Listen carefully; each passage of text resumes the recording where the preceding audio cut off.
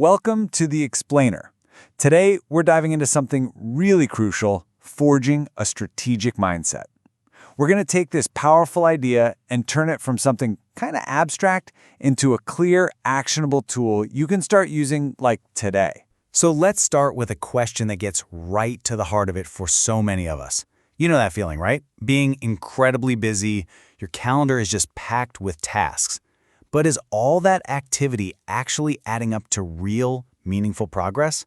This is the core challenge, getting out of the doing trap and into a mode of truly thinking. A fantastic way to picture this is the chess master analogy.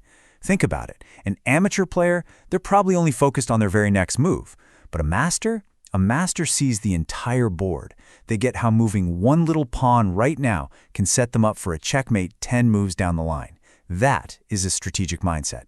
It's seeing how every single action affects the whole game. Okay, so how do we actually build this mindset? Well, first, we'll look beyond just the next move to really define what we're talking about. Then we're going to get practical with tools to help you understand your current game and then shape your future one. And finally, we'll tie it all together with the ultimate payoff, powerful efficiency. Let's get into it. First things first, let's nail down what this mindset really is. Because at its core, it's a fundamental shift in your perspective. It changes the very questions we ask ourselves every day. And here it is. This is the pivot point. The single most powerful change you can make is to stop asking the tactical question, what should I do next? And start asking the strategic one. Wait a minute, why are we doing this? Asking why forces every single action to justify itself against that ultimate goal. Okay, so this brings us to our first set of really practical tools. Because you can't plan your future moves if you don't have a deep, honest-to-goodness understanding of where you are on the board right now. This part is all about introspection and awareness. Our first tip is a classic for a reason, the 5 whys technique. It sounds almost too simple. When you're facing a problem, don't just take the first answer. Ask why, and then ask it again and again. You do this at least 5 times. It forces you to drill down past all the surface-level symptoms until you hit the actual root cause of the issue. And this relentless questioning, well, it leads to this absolutely brilliant concept called intelligent laziness. Now, this has nothing to do with being idle, not at all. It's about a strategic drive to find the absolute simplest, most direct, most automated path to a solution. You ask, can we automate this? Can we just eliminate this step completely? It's all about freeing up your time and brain power for the work that truly, truly matters. So after you've drilled down with why, the next move is to zoom way out and understand the entire ecosystem. Because no decision ever happens in a vacuum, right? You have to think holistically. And that means mapping out everyone and everything your work touches. Other departments, your customers, your suppliers, and really visualizing how they are all interconnected. And this puts you at a critical fork in the road. We can fall into siloed thinking where we make one team's job easier but accidentally make things way harder for another team. That's called sub-optimization. Or we can choose holistic thinking, making decisions that actually benefit the entire system, the whole enterprise, and lead to real sustainable progress. All right, so with a firm grasp on our current reality, we can now shift our focus. We're moving from just understanding the present to actively shaping the future. And this is where foresight and planning really come into play. A huge part of this is just consciously embracing a long-term perspective. It's about getting out of that constant reactive mode, just fighting fires all day, and into a proactive stance where you're actually anticipating challenges and spotting opportunities long before they arrive. And there's an incredibly powerful technique for this called future-back thinking. Instead of looking at where you are today and just kind of guessing what might happen tomorrow, you flip the whole script. You start by defining a crystal clear, ambitious vision of success 3, maybe 5 years from now.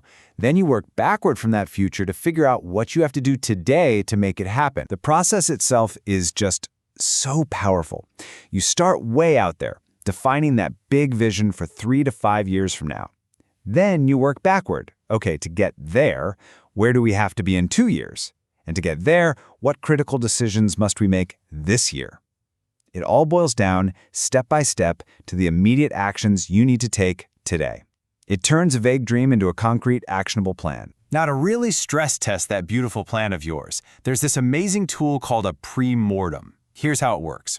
Before you even start a big project, you get the team together and you imagine it's a year from now, and the project has failed, catastrophically. Then you brainstorm all the reasons why it failed. It feels a little pessimistic, I know, but it is an incredible way to proactively find and fix all the hidden weaknesses in your strategy before they have a chance to bite you. And finally, shaping the future means we have to accept a simple truth. It's uncertain. A great strategy isn't a single rigid road. It's a flexible plan, one that's built to handle whatever the world throws at it. A super practical way to build that flexibility is to plan for 3 distinct futures. Actively think about the best-case scenario. If everything goes perfectly, how do we capitalize on that and scale up? Then think about the worst case. If it all goes wrong, what's our plan to mitigate the damage and pivot? And finally, plan for the most likely outcome.